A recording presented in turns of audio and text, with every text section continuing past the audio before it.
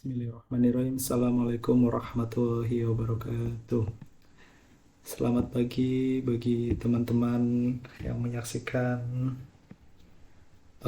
proses presentasi dari kelompok kami, kelompok 4, mengenai sistem peredaran dan sirkulasi. Nah, saya juga ingin mengucapkan terima kasih banyak teruntuk Pak Miswar, eh, dosen pengampu Anvismen, yang sudah memberikan kesempatan bagi kelompok kami, kelompok 4, untuk mempresentasikan materi pada kesempatan kali ini. Oke, langsung saja kita mulai.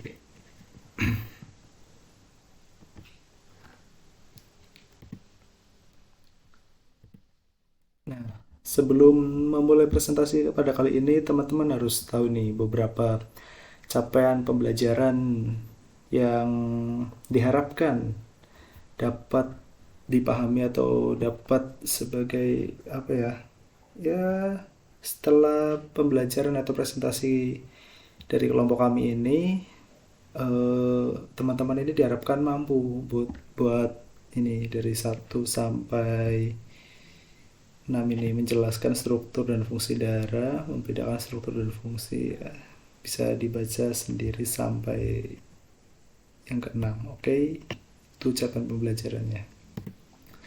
Nah, untuk pendahuluan kita kali ini, sebenarnya apa sistem sirkulasi itu? Sistem sirkulasi adalah sistem yang bertindak sebagai transportasi berbagai zat yang masuk dan keluar dalam tubuh.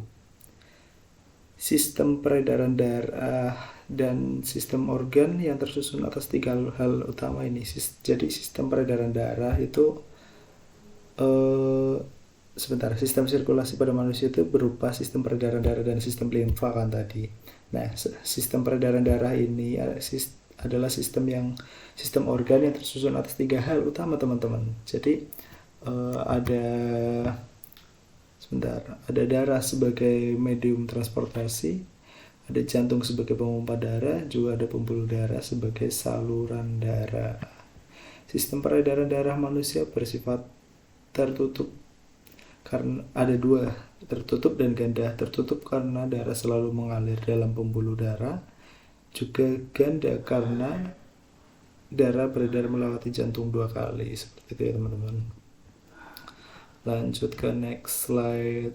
Jadi kadang kita bertanya-tanya gitu, apa sih sebenarnya fungsi darah? Kita punya darah tapi nggak tahu fungsinya, itu kan sangat disayangkan kan. Nah, darah ini merupakan jaringan ikat yang terspesialisasi sebagai tempat sel-sel darah dengan matriks cair atau plasma darah dalam bentuk koloid.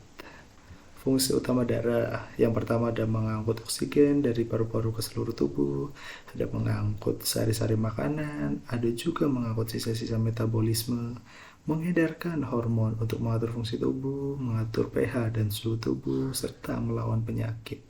Ini biasanya, nggak biasanya sih, ini melawan penyakit itu fungsi darah putih ya teman-teman, atau leukosit, nanti bakal kita jelaskan. Nah, kurang lebih seperti ini teman-teman. Bentar, saya besar dulu. Kurang lebih seperti ini struktur penyusun darah. Jadi yang berwarna kuning agak apa ya, kecoklatan, itu kayak coklat muda ya. Itu plasma darah. Itu tuh dalam tubuh kita komposisinya sebanyak 55% teman-teman. Dan ini ya di tengah-tengah itu, yang di antara warna kuning dan merah itu ada ini putih kan garis. Itu tuh namanya leukosit teman-teman. Enggak, sebenarnya ada 2 kan, ada leukosit dan trombosit. Jadi tersusun dari kayak 2 ini loh, 2 bagian. Jadi gampangannya gini, ini plasma darah 55%, sel-sel darah 45%. Nah, sel-sel darah ini kita bedain itu ada 3 teman-teman. Ada leukosit, trombosit, juga eritrosit. Nah, eritrosit itu ini yang warna merah ini, yang biasa kita kenal sel darah merah kayak gitu teman-teman. Lalu lanjut ke slide selanjutnya. Di sini nih plasma darah. Ini komposisinya air sekitar 90%, protein plasma darah berupa albumin sebagai osmoregulator, ada globulin sebagai penghasil antibodi, ada fibrinogen sebagai pembeku darah. Ada antibodi yaitu zat yang menghasilkan globulin, juga ada zat makanan dan mineral seperti glukosa, sisa metabolisme seperti CO2. Nah, sebenarnya apa sih gitu fungsi plasma darah sendiri? Tadi kan plasma darah berkontribusi sebanyak 55% kan ya sebagai struktur. Di sini ada fungsinya nih, teman-teman juga bisa baca, mengatur tekanan osmotik darah, mengangkut sari-sari makanan, mengangkut sisa metabolisme, mengedarkan hormon untuk mengatur fungsi tubuh. Nah, adapun serum adalah plasma darah yang tidak mengandung protein plasma fibrinogen. Ini cuma tambahan beberapa, teman-teman. Ada antibodi dihasilkan oleh globulin yang berfungsi untuk mengenali dan mengikat antigen atau benda asing tertentu. Nah, kita masuk ke yang tadi ya, eritrosit yang kita bicarakan. Ini nama lainnya itu sel darah merah berbentuk kepingan bikonkaf, tidak berinti, dengan diameter 8 m dan tebal apa ya, ini bacanya aku lupa teman-teman. Nanti bisa tolong dibantu cari ya, atau bisa diketik di kolom komentar. Lalu ada mengandung hemoglobin sehingga berwarna merah.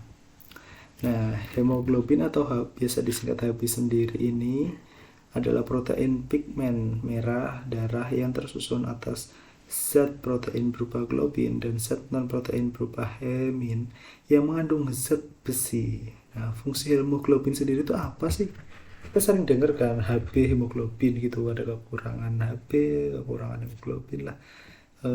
Terus ada yang bermasalah dengan hemoglobinnya. Ini ternyata fungsinya teman-teman. Fungsinya itu untuk mengangkut O2 atau oksihemoglobin dan mengangkut CO2 atau korbaminohemoglobin. Gitu, next. Nah, ini beberapa fakta, beberapa apa ya? Ya kayak mengenai eritrosit itu atau sel darah merah. Kadar eritrosit dalam darah itu ditentukan apa saja gitu, faktor yang menentukannya ada usia, ada jenis kelamin, juga ada lingkungan teman-teman. Kurang lebih ada 3 itu. Tentunya usia di sini itu maksudnya orang dewasa memiliki eritrosit lebih banyak dari anak-anak. Terus pada jenis kelamin nih, pria memiliki eritrosit lebih banyak dari wanita. Terus yang ketiga dari lingkungan, orang yang tinggal di dataran tinggi memiliki lebih banyak eritrosit dari orang yang tinggal di dataran rendah. Nah, untuk yang lingkungan ini coba deh kalau mungkin teman-teman tahu bisa komen ya nanti di kolom komentar kenapa lingkungan itu berpengaruh seperti itu. Lalu ada fungsi hemoglobin di sini adalah mengangkut O2 atau oksihemoglobin dan mengangkut CO2 karbohemoglobin, ini tadi udah disinggung ya. Lalu untuk eritropoiesis adalah proses pembentukan eritrosit yang terjadi pada sumsum tulang belakang yang diatur oleh hormon eritropoietin. Nah, ya, namanya skema eritropoiesis. Nah, eritrosit juga memiliki masa hidup sekitar 120 hari teman-teman, dan yang sudah tua akan dirombak oleh hati seperti itu ternyata. Jadi kayak ada apa ya, siklus hidupnya seperti itu. Nah, adapun di sini teman-teman, skema eritropoiesis ini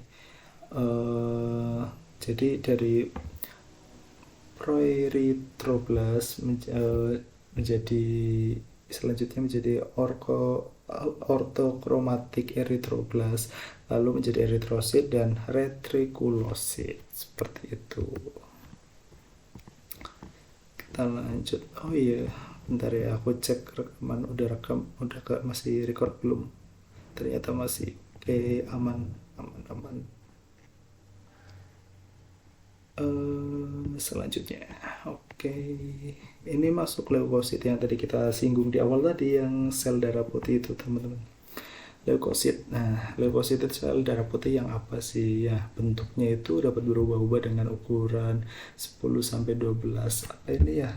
Bacanya aku lupa teman-teman. Nanti bisa tolong ya, yang tahu bisa komen di bawah. Memiliki inti, terus tidak mengandung warna atau bening. Tapi bening, tapi kenapa biasa disebut sel darah putih ya? Ya aku juga kurang tahu teman-teman. Lalu selanjutnya dapat bergerak secara ameboid dan dapat melakukan diapedesis atau menembus kapiler darah. Nah, ternyata fungsi leukosit ini kurang lebih kayak melindungi tubuh dari benda asing dan melawan penyakit atau antibodinya teman-teman. Jadi ibaratnya suatu negara, si leukosit ini seperti tentaranya gitu yang mempertahankan. Lalu leukosit dibentuk di sumsum tulang belakang dan jaringan limfa dan berusia sekitar 12 hari. Berdasarkan granula plasma, leukosit terdiri dari ada leukosit granulosit, yaitu leukosit yang plasmanya bergranula, yaitu neutrofil, atau ada lagi eosinofil, juga ada basofil. Lalu yang kedua ada leukosit agranulosit, yaitu leukosit yang plasmanya tidak bergranula, yaitu monosit. Limfosit B ada limfosit T. Biar lebih jelasnya kalian bisa bedain, ini kita simak tabelnya aja. Mungkin teman-teman bisa screenshot atau ya pause dulu videonya buat nulis ataupun nyalin ataupun ya gimana, di screenshot dulu boleh, nanti baru disalin seperti ini teman-teman. Ini ada yang atas ada leukosit granulosit, yang bawah ada leukosit agranulosit, seperti itu. Ini perbedaannya. Next.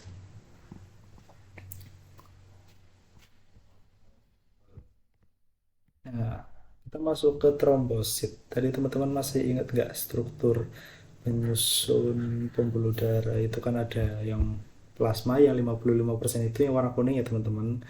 Lalu ada kayak ada trombosit, gabungan trombosit, leukosit sama eritrosit, ini itu sebesar 45% teman-teman. Nah, ini yang trombosit tadi yang aku bilang agak nempel-nempel dikit itu sama yang leukosit atau sel darah putih yang digambar tadi. Nah, trombosit ini bisa disebut juga keping darah, adalah sel darah yang berbentuk kepingan, tidak berinti, berukuran 2-3. Fungsi trombosit fungsinya adalah sebagai sel yang berperan dalam proses pembekuan darah. Trombosit terbentuk dari megakaryosit yang berasal dari sumsum tulang yang kemudian masuk ke kapiler darah dan berusia 5-9 hari. Trombosit yang sudah tua kemudian akan difagositosis oleh makrofag jaringan limfa. Nah, ini ada mekanisme pembekuan darah di sebelah kanan bawah seperti ini kurang lebih teman-teman. Jadi dari trombosit itu pecah dan menghasilkan trombokinase, lalu bertahap sampai terjadilah tahap terakhir itu fibrinogen, lalu jadi benang-benang fibrin. Seperti itu ya teman-teman. Bisa di pause, dicatat atau di screenshot. Kita next.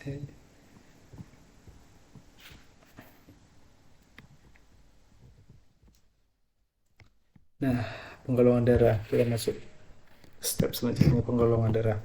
Penggolongan darah dapat didasarkan pada golongan darah sistem ABO, ditemukan oleh Karl Landsteiner, dipengaruhi faktor antigen A atau agglutinogen dan antibodi agglutinin darah. Ada juga yang kedua, golongan darah sistem resus, dipengaruhi faktor antigen protein resus. Nah, agglutinogen itu adalah antigen yang menempel di permukaan eritrosit. Sedangkan agglutinin adalah antibodi yang terdapat pada plasma darah yang akan bereaksi dengan agglutinogen yang berbeda dari agglutinogen yang terdapat pada darah. Hal ini akan menyebabkan agglutinasi teman-teman.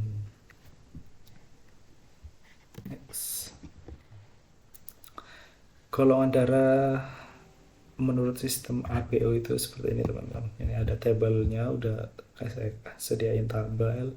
Juga ini ada cara penentuan golongan darahnya. Ini yang pertama, jika darah seseorang yang ditetesi serum aglutinin A, ini ada dua yang terjadi aglutinasi, golongan darah adalah A atau AB, atau tidak terjadi aglutinasi, itu golongan darahnya B atau O. Yang kedua, cara penentuan kedua, jika darah seorang yang ditetesi serum aglutinin B, itu ada dua kemungkinan lagi, terjadi aglutinasi berarti itu golongan darahnya B atau AB. Jika tidak terjadi aglutinasi berarti golongan darahnya A atau O, seperti itu. Nah, tadi kan penggolongan darah ada dua, yang ABO sama resus. Nah, ini kita masuk ke tahap yang resus. Golongan darah sistem resus. Ini seperti ini tabelnya. Terus mungkin ada beberapa istilah yang udah familiar di telinga teman-teman gitu. Ada donor, resipien, transfusi darah, terus juga ya seperti itu. Mungkin bisa dibaca untuk menambah, oh yang benar itu donor itu ini ya gitu, yang resipien itu orang yang menerima darah dari pendonor. Terus ada transfusi darah kayak penyaluran darah ke orang lain. Terus transfusi darah juga dapat dilakukan dengan lancar apabila golongan darah cocok teman-teman. Nah, jika golongan darah tidak cocok, darah akan mengalami aglutinasi atau resipien menolak darah donor karena dianggap sebagai benda asing. Baratnya ditolak karena bukan, tidak sama gitu, tidak sesuai sama darah yang ada di dalam tubuh gitu. Nah, ini ada tabel kecocokan golongan darah. Ada yang ABO tadi, itu resipiennya seperti itu, terus donornya seperti itu. Misal resipiennya A, pendonornya A, gimana itu cocok. Berarti ini kalau centang cocok, kalau A sama B kurang cocok gitu. Nah, ini ada istilah juga, ada donor universal. Itu adalah golongan darah O karena dapat memberikan darahnya ke seluruh golongan darah ini. Dibuktikan ini ya di tabelnya, itu bisa kita lihat yang O itu centang semua teman-teman. Jadi yang O itu kayak donor universal karena dia itu kayak darahnya bisa diterima gitu loh, bisa diterima ke seluruh golongan baik A, B, AB atau O itu sendiri. Juga ada istilah resipien universal adalah golongan darah AB karena dapat menerima darah dari seluruh golongan lain gitu. Oke, lanjut. Pembuluh darah. Nah, sering kita dengar kan istilah pembuluh darah, arteri atau apa, tapi kita kadang susah untuk menjelaskannya. Intinya seperti ini. Pembuluh darah adalah saluran yang berfungsi mengalirkan darah dari jantung ke berbagai tempat di tubuh dan kembali ke jantung. Nah, di sini arteri yang terhubung dengan kapiler disebut arteriol, dan vena yang terhubung ke kapiler disebut venula. Macam-macam pembuluh darah. Oh ya, harusnya tadi ini dulu kan dibaca. Macam-macam pembuluh darah, ada arteri, vena atau balik, terus kapiler. Pembuluh darah arteri sendiri pembuluh darah yang mengantarkan darah keluar dari jantung. Arteri terbesar disebut aorta. Vena atau pembuluh darah balik, biasanya kita kenal demikian, itu pembuluh darah yang mengantarkan darah menuju jantung. Vena terbesar disebut vena cava. Yang ketiga ada kapiler, yaitu pembuluh darah tipis dan berpori yang berfungsi untuk difusi zat-zat yang akan diangkut darah. Next. Nah, ini supaya teman-teman itu ada bayangan atau bisa untuk referensi yang mungkin bertanya-tanya atau bingung gitu, gimana sih bentuknya gitu, biar kita tahu kira-kira bentuknya seperti apa. katanya teori-teori doang gitu. Ini kita sajikan perbedaan kayak struktur dinding pembuluh arteri sama struktur dinding pembuluh vena teman-teman. Nah, di arteri sendiri ya sebenarnya kalau kita lihat sekilas itu mirip ya teman-teman, kayak mirip gitu. Malah kebayang kayak kabel gitu. Nah, seperti ini bisa teman-teman salin atau tulis. Nah, tadi arteri sama vena itu udah, kita menuju yang ketiga itu ada kapiler. Dari strukturnya ada endotelium, lamina basalis, lumen. Ini ada komponen kapilernya gitu teman-teman. Terus bagian-bagian dinding pembuluh darah itu ada tunica intima, itu jaringan endotelium, ada tunica media, itu jaringan otot polos. Pada vena tunica media lebih tipis dan pada kapiler tidak ditemukan. Oke, tunica extema atau adventitia adalah jaringan ikat yang kuat dan elastis. Terus ada lamina basalis, adalah pelindung kapiler. Nah, ini ada lagi, kalau tadi dalam bentuk gambar yang mungkin kita lihatnya itu agak mirip-mirip ya teman-teman. Ini ada dalam bentuk tabel perbedaan pembuluh arteri dan vena agar lebih jelasnya. Ini ada beberapa perbedaannya menurut dinding pembuluhnya, menurut aliran, letak, luka, juga dari katup, juga darahnya gitu. Ini bisa teman-teman baca-baca lagi. Terus ada juga sistem peredaran darah manusia, itu tadi udah kita singgung ya di awal-awal, itu bersifat tertutup sama ganda. Tertutup karena darah selalu mengalir dalam pembuluh darah, ganda karena darah beredar melewati jantung 2 kali. Nah, kayak gini kita bisa lihat gambar di sini ya teman-teman, kayak oh ini loh yang warnanya biru, ini yang tanda panah biru itu kayak akan CO2, sedangkan ini yang warna merah-merah ini kita lihat jalurnya itu kayak akan O2. Next. Nah, ada, jadi kan peredaran darah itu juga ada yang besar, ada yang kecil teman-teman. Peredaran darah yang kecil itu namanya pulmonalis. Peredaran darah jantung ke paru-paru lalu kembali ke jantung lagi. Nah, seperti ini di bawahnya juga ada tabelnya ini. Kayak ini dari bilik kanan ke arteri pulmonalis, paru-paru, vena pulmonalis, terus serambi kiri. Sedangkan ini yang peredaran darah besar atau sistemik itu ada peredaran darah dari jantung ke seluruh tubuh lalu kembali lagi ke jantung, dari bilik kiri aorta lalu ke seluruh tubuh ke vena cava juga, lalu ke serambi kanan. Ini udah ya gambar untuk kira-kira gitu urutannya kemana-mana gitu, bisa teman-teman cocokkan sesuai bagian yang sudah kami sediakan di sini ya. Lanjut, ada juga sistem limfa. Nah, sistem limfa itu apa sih? Itu sistem limfa adalah sistem tubuh yang berperan dalam imunitas tubuh. Sistem limfa ini terdiri atas cairan limfatik atau getah bening, pembuluh limfatik, dan organ limfatik. Nah, lalu apa sih fungsinya ini sistem limfa? Ada sebagai pertahanan untuk melawan penyakit, ada juga tempat pematangan leukosit atau sel darah putih. Yang ketiga ada mengabsorpsi lemak dan vitamin dalam pembuluh lalu mengangkutnya ke darah.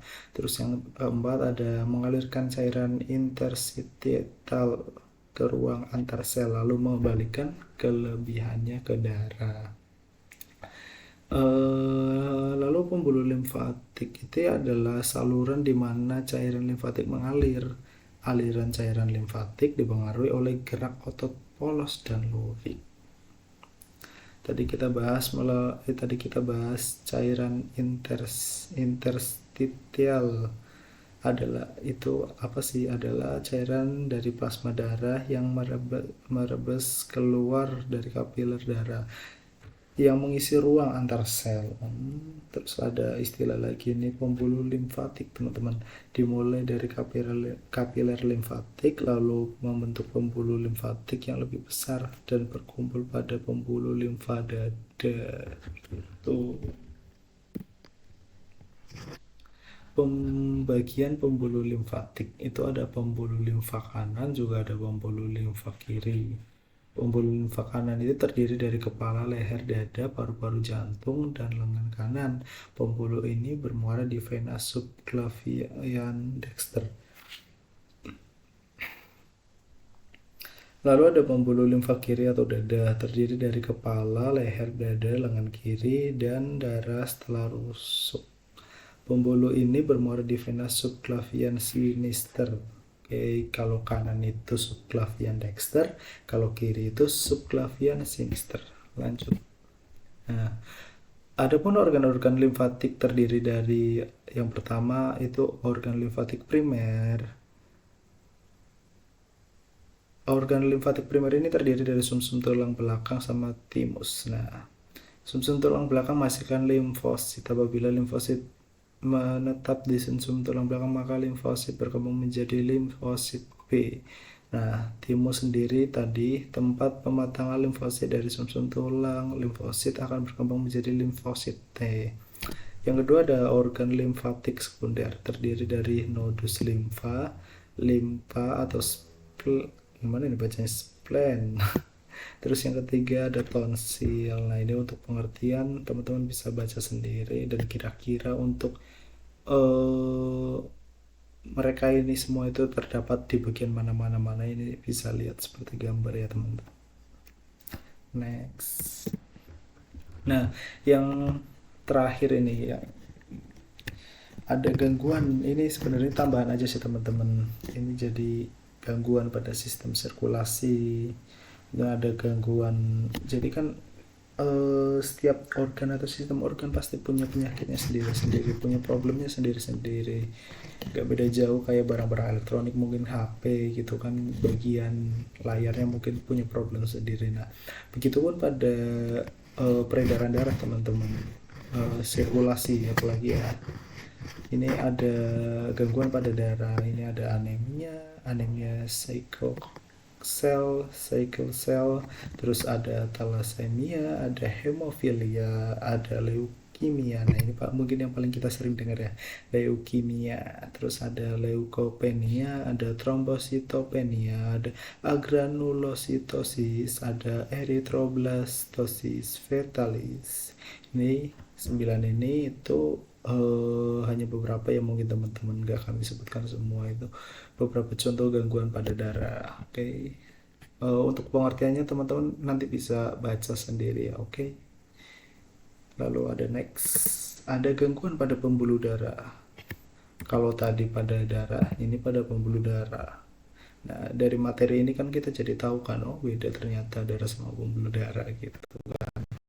Nah, apa aja nih penyakitnya di pembuluh darah? Ada abrasi, ada arteriosklerosis, ada aterosklerosis, ada embolus, ada trombus, ada hemorrhage atau hemorrhage mungkin, ada varises, mungkin ini paling sering kita dengar ya, varises, terus ada amben atau hemorrhoid.